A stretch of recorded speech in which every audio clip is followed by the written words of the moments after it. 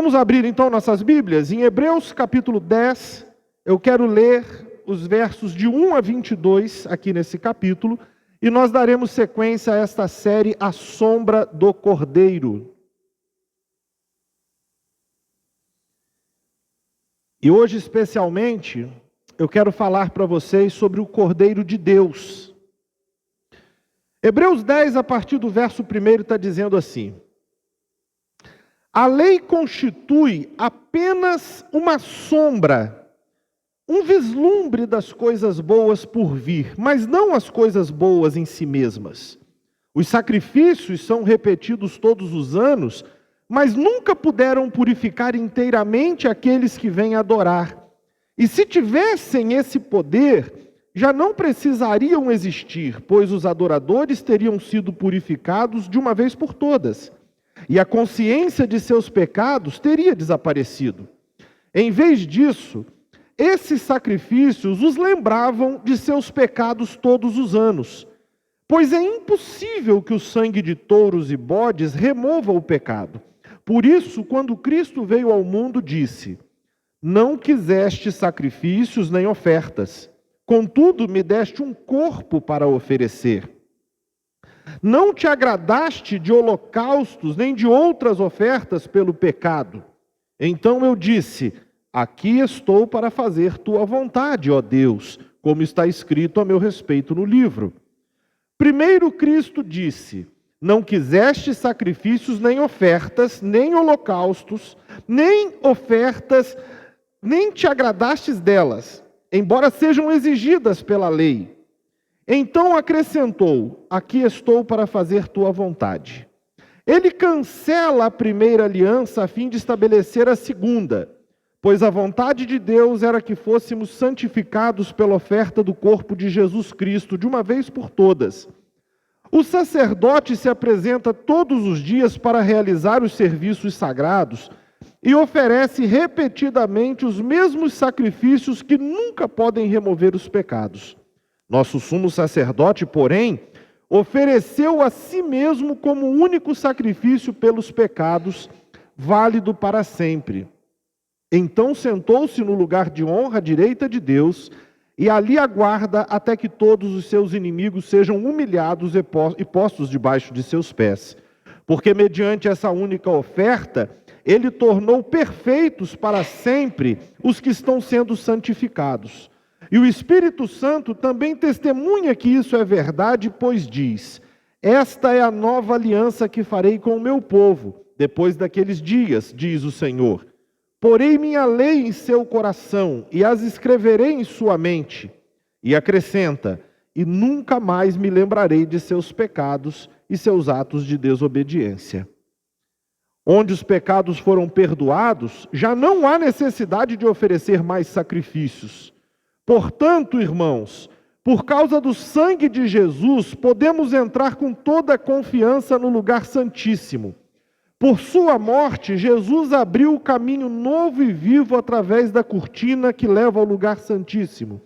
E uma vez que temos um sumo sacerdote que governa sobre a casa de Deus, entremos com coração sincero e plena confiança, pois nossa consciência culpada foi purificada e nosso corpo lavado com água pura. Até aqui o verso 22, então. Meus irmãos, a lei que foi dada ao povo de Israel, a chamada lei mosaica, ela incorporava a noção histórica de que o pecado era uma coisa grave, uma coisa inclusive punível com a morte. Nós podemos perceber que por causa dessa noção de que o pecado exigia uma punição, então, foi estabelecido um sistema no qual um animal era sacrificado para expiar o pecado em lugar do pecador. Esta é a razão daquele sistema de sacrifícios com os quais nós estamos familiarizados já olhando para o Antigo Testamento aqui. Este sistema vigorou por cerca de 1400 anos e havia sacrifícios diários, semanais, mensais, datas comemorativas onde eles eram realizados. Uma dessas ofertas era um holocausto que consistia num animal que era completamente queimado ali então em oferta ao Senhor. E o dia mais destacado desses, mais significativo para a nação, era o chamado dia do Yom Kippur, o dia da purificação, o dia do perdão, que era celebrado uma vez por ano, e o sumo sacerdote entrava sozinho no Santíssimo Lugar, e ele oferecia ali sacrifício pelo pecado de todo o povo.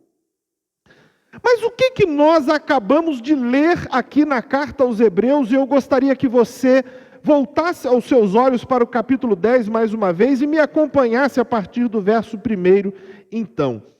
No verso 1, então, ele traz a perspectiva para a gente de que a lei, com todo esse sistema sacrificial, era apenas uma sombra, uma imagem, uma representação de algo maior que estava por vir, de algo mais significativo, mais definitivo que estava por vir.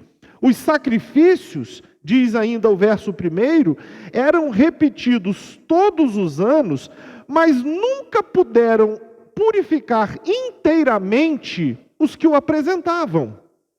Haja vista que era necessário, então, que estes sacrifícios fossem repetidos indefinidamente. Todos os anos o sumo sacerdote precisava fazer aquilo.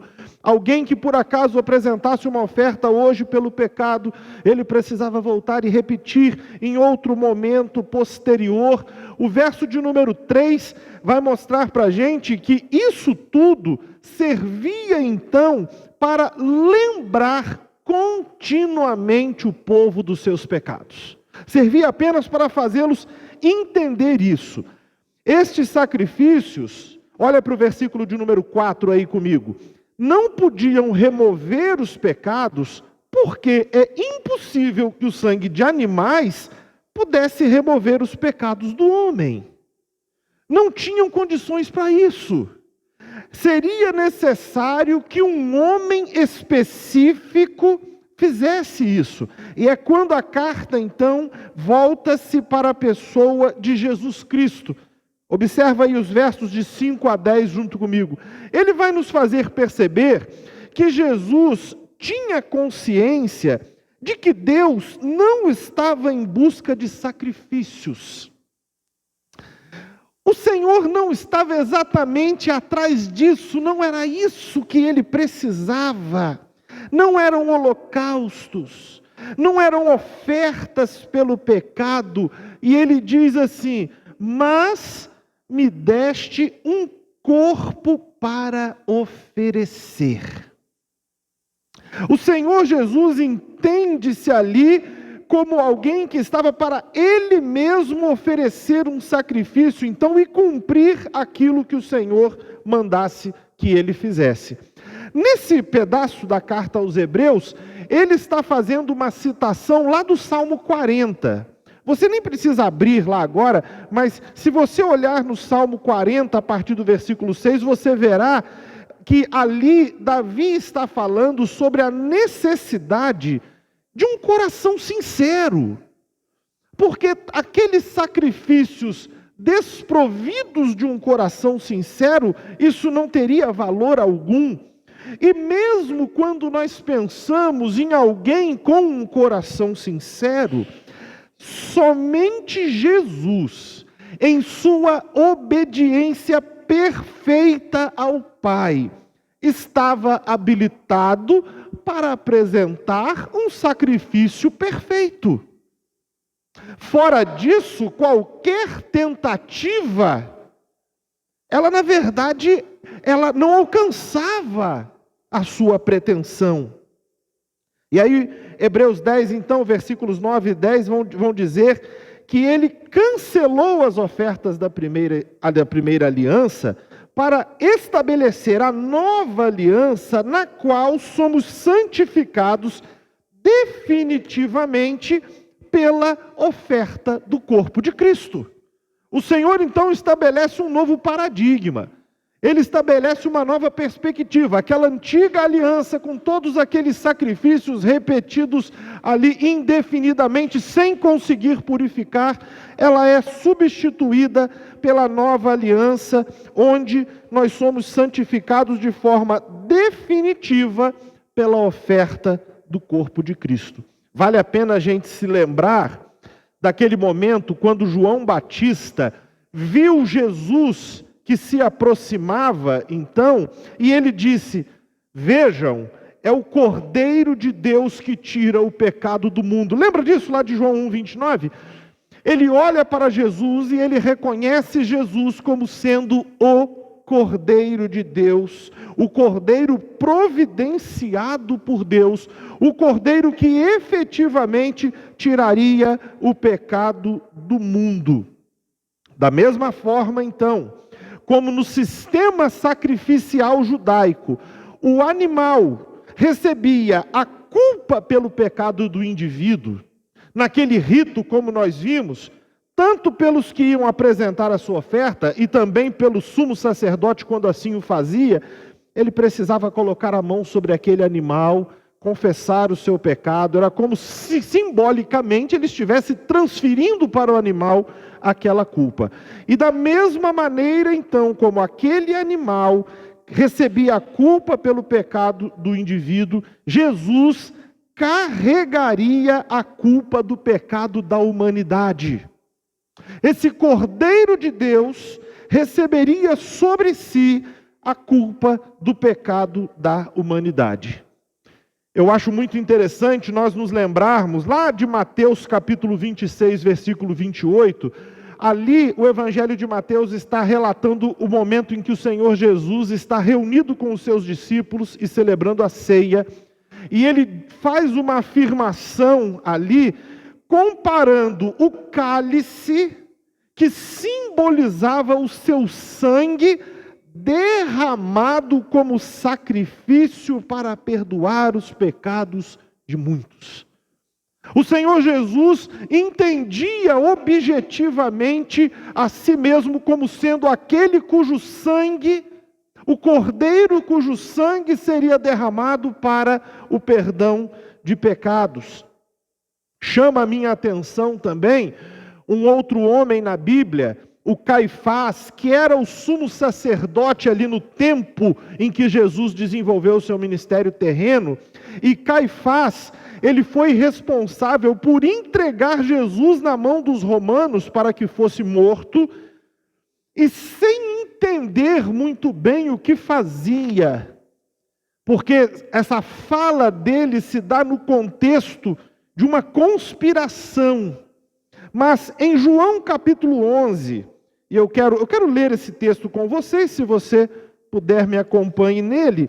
João capítulo 11, versículos 50 e 52, a 52, na verdade, a gente encontra essa fala de Caifás dizendo assim: não percebem que é melhor para vocês que um homem morra pelo povo, em vez de a nação inteira ser destruída? O contexto aqui é de uma conspiração.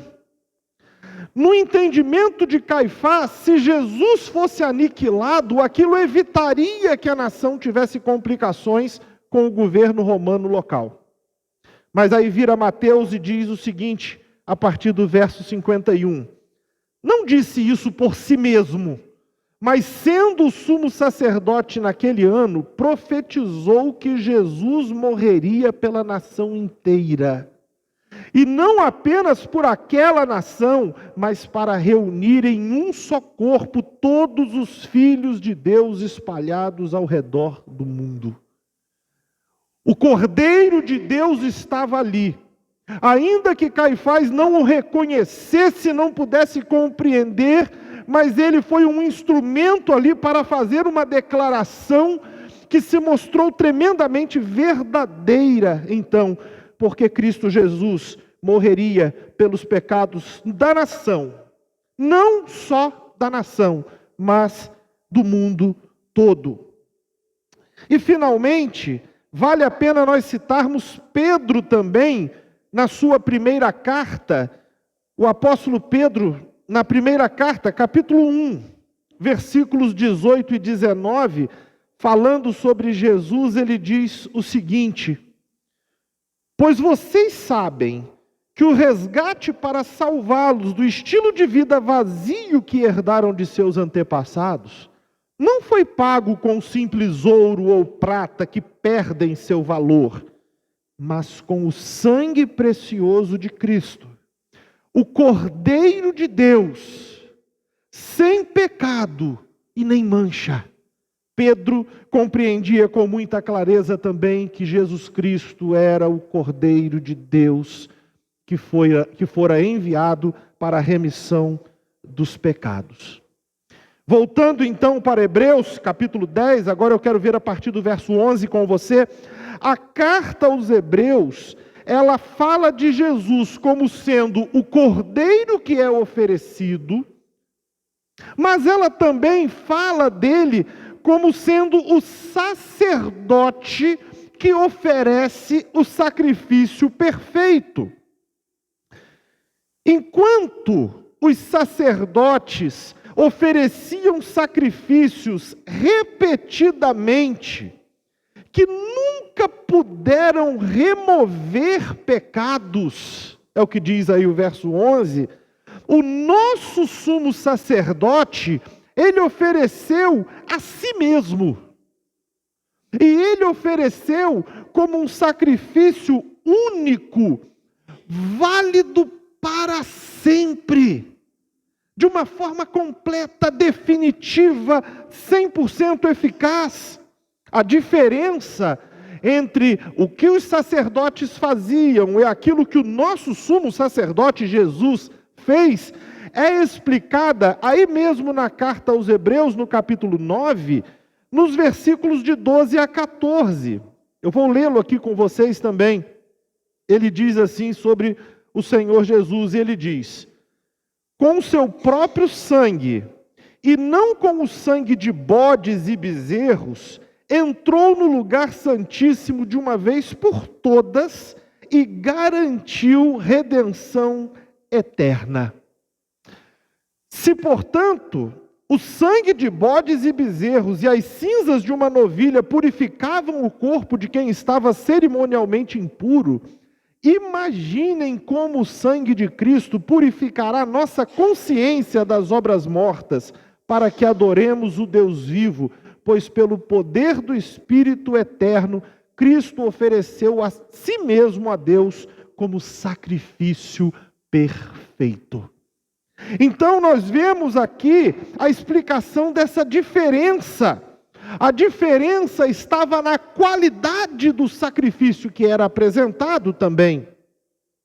Os sumos sacerdotes, se você tem acompanhado essa série de mensagens, você está bem consciente disso. O sumo sacerdote precisava oferecer o sacrifício primeiro de um novilho ou de um bezerro, não é?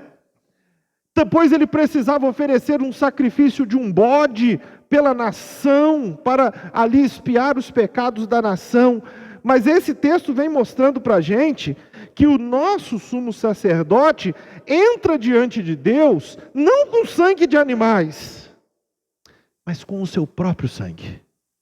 Com o seu próprio sangue. O sacrifício que ele apresenta não é aquele mesmo sacrifício em termos de eficiência, porque aquele que estava sendo oferecido pelo sacerdote perfeito era também aquele cujo sangue era precioso. Não um sangue como aqueles de animais. Ele considera no versículo 13 o seguinte: se o sangue de animais purificava o corpo dos que estavam cerimonialmente impuros, ou seja, aquele indivíduo que aos olhos da lei precisava de purificação, porque senão ele não poderia participar dos atos do culto a Deus ali em Jerusalém, do templo. Se aquele animal era aceito para esse fim, ele questiona então no verso 14, quanto mais o sangue de Cristo purificará nossa consciência das obras mortas. E ele conclui dizendo: ele foi o sacrifício perfeito. Ele foi o sacrifício perfeito. Continuando então a linha de raciocínio lá do capítulo 10, verso 12. Após ter oferecido a si mesmo, diz o verso 12, a segunda parte dele, que Cristo sentou-se à direita de Deus. O sumo sacerdote que entrava para oferecer o sacrifício ali diante do Senhor, no Santíssimo Lugar, ele entrava, mas ele precisava dali sair também a fim de dar continuidade aos seus ofícios. Mas o sumo sacerdote perfeito, ele pode sentar-se à direita de Deus porque o seu trabalho foi completo. O seu trabalho foi realizado de uma forma tal que não requeria qualquer tipo de ação adicional. Talvez isso te lembre das palavras do Senhor Jesus, quando lá na cruz ainda ele pôde pronunciar: está consumado, está feito, está feito. Ele oferece esse sacrifício perfeito, senta-se junto do Pai, e agora, olha para o verso 13 comigo, ele agora espera pelo tempo em que o seu Pai o envie para triunfar sobre todos os seus inimigos. Cristo, ele voltará mais uma vez. Mas olha aí em Hebreus mesmo, capítulo 9, versículo 28. Olha esse texto porque ele é tremendamente importante para nós aqui. Ele diz: também Cristo foi oferecido como sacrifício uma só vez para tirar os pecados de muitos. Ele voltará não para tratar de nossos pecados, mas para trazer salvação a todos que o aguardam com grande expectativa. A obra de Cristo, o sacrifício de Cristo, então, foi esse sacrifício feito de forma completa, plena, de uma única vez, onde não há mais necessidade de qualquer ação dele para tratar a questão do pecado. Quando nós, mais uma vez, virmos a face do Senhor, ele não virá mais para tratar o problema do pecado.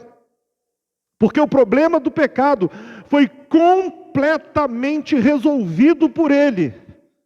Ele voltará, portanto, para trazer a salvação àqueles que o esperam, àqueles que o aguardam. Mediante esse sacrifício perfeito, olha o capítulo 10, verso 14 aí comigo, diz o texto: ele tornou perfeito para sempre os que estão sendo santificados. Esse verso 14 traz para a gente duas perspectivas que são muito valiosas e você precisa observá-la com carinho. Ele refere-se à nossa justificação, que diz respeito à maneira como Deus nos vê, a maneira como Deus olha para nós. E em relação à nossa justificação, ele diz que o sacrifício de Cristo tornou-nos perfeitos para sempre. Aos olhos do Senhor estamos justificados por causa daquilo que Cristo fez. Mas esse mesmo verso refere-se também à nossa santificação ativa. Porque estes que foram tornados perfeitos para sempre, estão sendo também santificados. Estão provando esta ação de Deus, do Espírito e da obra renovadora de Cristo Jesus, que de maneira ativa vem trabalhando neles continuamente, como fruto, como resultado dessa redenção que Cristo realizou por nós. O sacrifício de Cristo foi completo, foi pleno, fomos justificados e estamos sendo santificados pelo Senhor, porque a obra que Cristo fez foi uma obra completa. Esse sacrifício perfeito do Cordeiro de Deus nos deu perdão dos pecados, nos concedeu o perdão dos pecados. E continuando então aí o capítulo 10, a partir do versículo 16, esses textos nos mostram também que ele inaugurou a nova aliança. O sacrifício perfeito do Cordeiro de Deus inaugurou a nova aliança. Veja o versículo de número 16. Ele refere-se à nova aliança que farei com o meu povo depois daqueles dias, diz o Senhor. E o que ele afirma sobre ela? Porei minhas leis em seu coração e as escreverei em sua mente. Uma nova realidade mesmo. Esta nova aliança já havia sido anunciada pelos profetas. Acompanhe-me por gentileza ao profeta Jeremias, capítulo 31. Versículo de número 31 também até o versículo de número 34. Está chegando o dia, diz o Senhor, em que farei uma nova aliança com o povo de Israel e de Judá. Não será como a aliança que fiz com seus antepassados, como os tomei pela mão e os tirei da terra do Egito. Embora eu os amasse como o marido ama a esposa, eles quebraram a aliança, diz o Senhor. E esta é a nova aliança que farei com o povo de Israel depois daqueles dias, diz o Senhor. Porei minhas leis em sua mente e as escreverei em seu coração. Serei o seu Deus e eles serão o meu povo. E não será necessário ensinarem a seus vizinhos e parentes, dizendo: você precisa conhecer o Senhor. Pois todos, desde o mais humilde até o mais importante, me conhecerão, diz o Senhor, e eu perdoarei sua maldade e nunca mais me lembrarei de seus pecados. Você poderá perceber que, de fato, agora o autor aos Hebreus está lembrando-se dessa promessa de aliança e dizendo que Cristo a concretiza. O profeta Ezequiel também falou a respeito dela. No capítulo 36, versículos 25 a 27, Ezequiel profetizou o seguinte: então aspergirei sobre vocês água pura e ficarão limpos. Eu os purificarei de sua impureza e sua adoração a ídolos. Eu lhes darei um novo coração e colocarei em vocês um novo espírito. Removerei seu coração de pedra e lhes darei coração de carne. Porei dentro de vocês meu espírito para que sigam meus decretos e tenham cuidado de obedecer a meus estatutos. Então nós vemos, na verdade, que o autor aos Hebreus está dizendo que Cristo inaugura então essa nova aliança.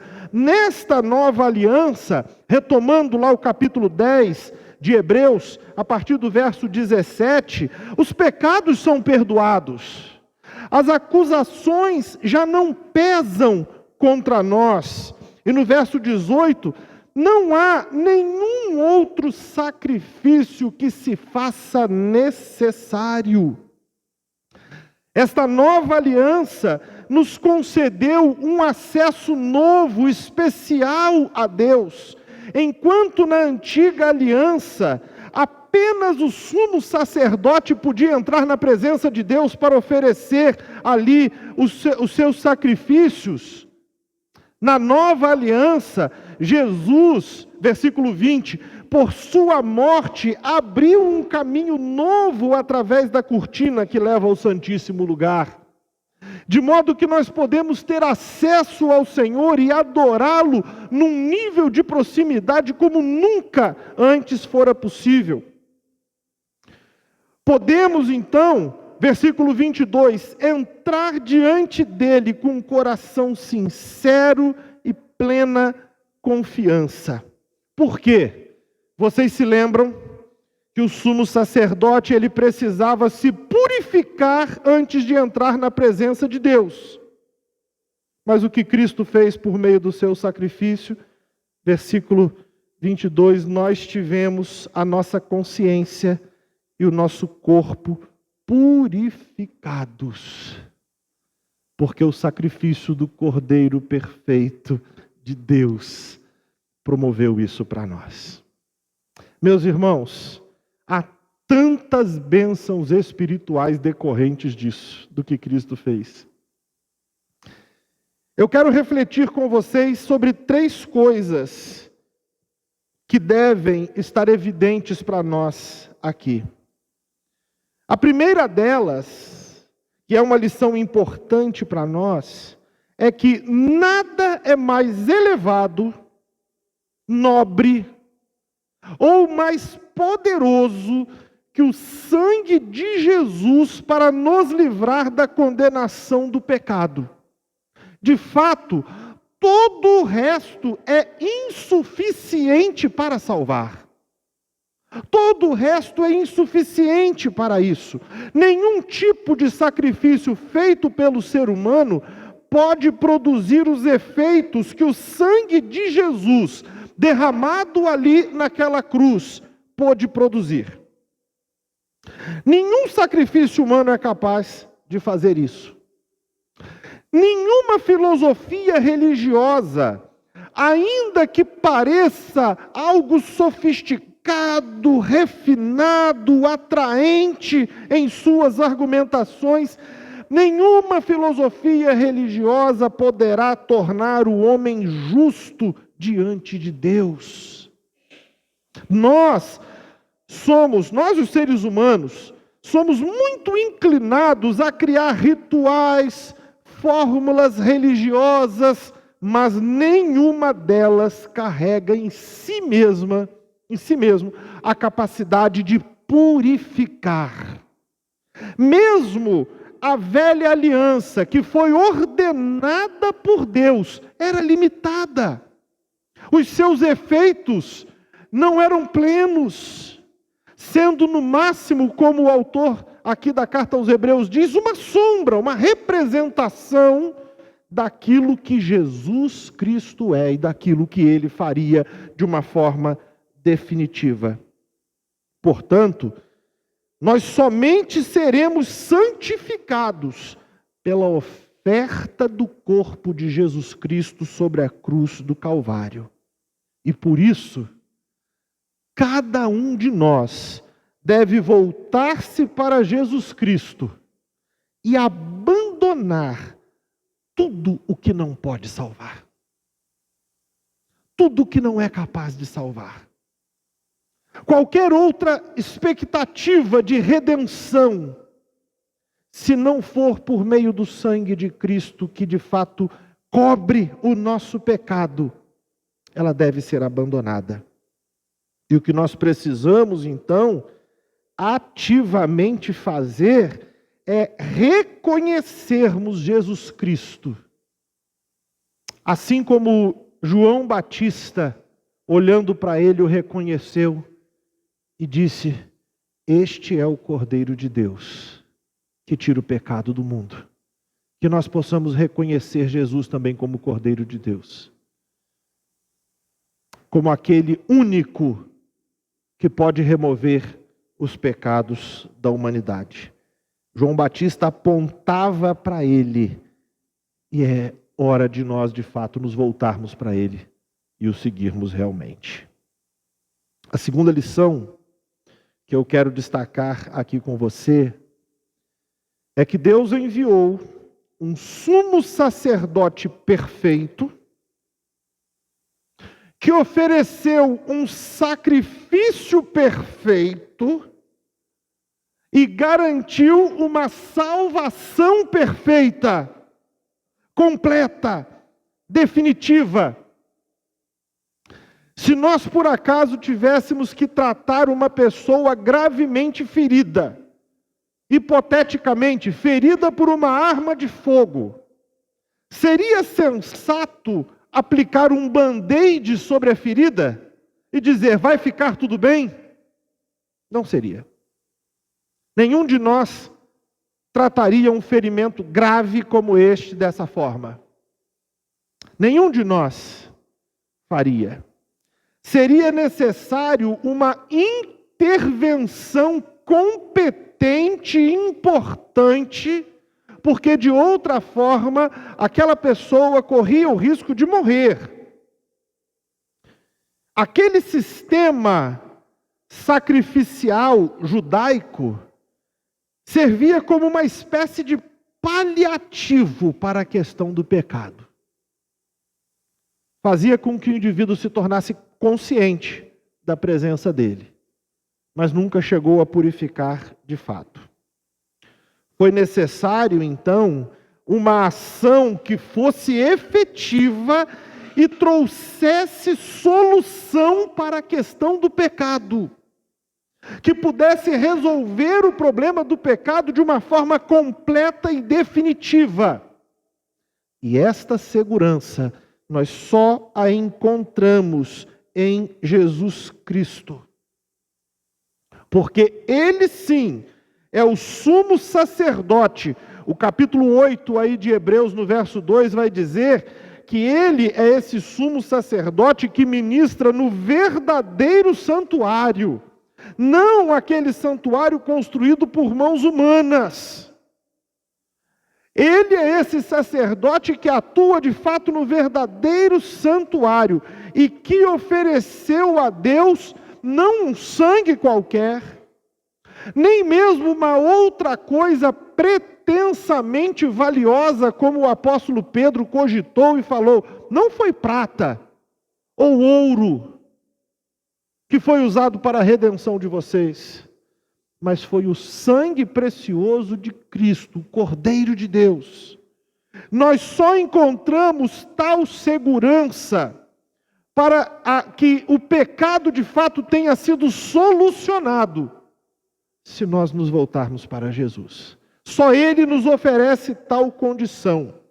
E por isso, uma lição importante que nós carregamos disso então, por que nós podemos ter confiança acerca da nossa salvação, uma vez que nós nos deparamos com as nossas limitações?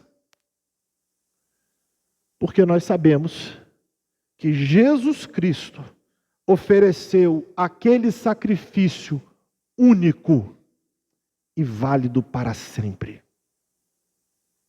Às vezes pessoas se questionam e falam assim, olha, mas Cristo, Ele perdoou os meus pecados, mas eu ainda vivo uma realidade tal que eu me pego pecando algumas vezes. Como é que é isso?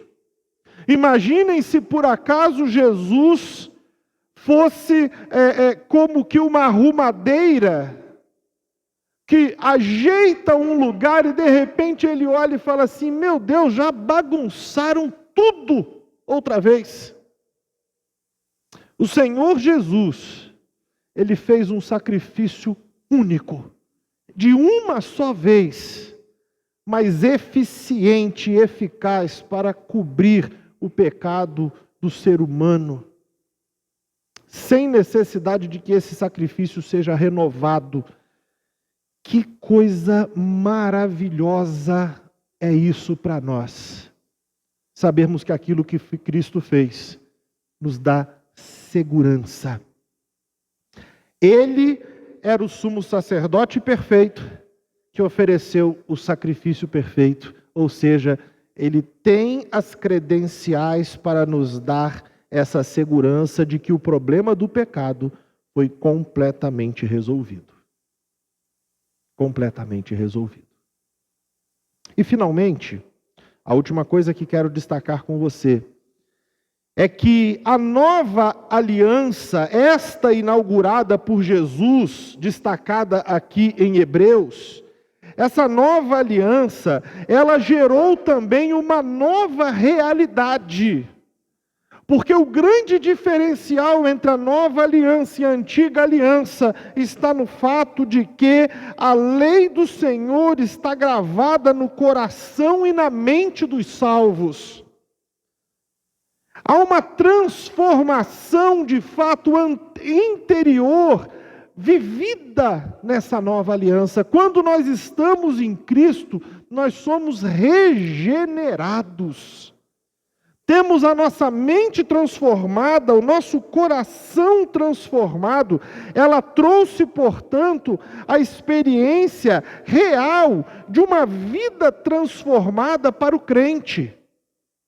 Não mais uma situação meramente exterior, formal, mas a possibilidade sim de uma vida completamente transformada. Ela oportunizou um novo nível de relacionamento com o Pai. O ser humano, lá no Éden, havia experimentado um relacionamento de andar com o Senhor. Mas, desde o pecado, então, entrar na presença de Deus não era coisa a qual nós tínhamos acesso. Mas Cristo Jesus, com seu sacrifício perfeito, nos purificou e nos oportunizou, então, vivermos um nível de relacionamento com o Pai para além da cortina. Curiosamente, lá na morte de Jesus, a Bíblia relata, o Evangelho relata que a cortina que separava o santo lugar, ela se rompeu de alto a baixo, porque Cristo Jesus oportunizou por meio do seu sacrifício perfeito que nós pudéssemos ter comunhão com o Pai novamente, e nos chama a nós entrarmos na presença dele com toda confiança. Não que nós tenhamos alcançado um estado de perfeição, mas porque esta nova realidade é baseada no fato de que nós fomos justificados pelo sacrifício perfeito do Senhor e estamos sendo santificados pela obra do Senhor em nós. Um desafio para nós, então, é que a nossa vida como crentes em Cristo reflita esta nova realidade. Que o nosso coração seja de fato transmutado, como Ezequiel profetizou, de um coração de pedra em um coração de carne, sensível ao Senhor e que manifesta esta obra perfeita do Cordeiro de Deus em nossa vida. Amém, queridos?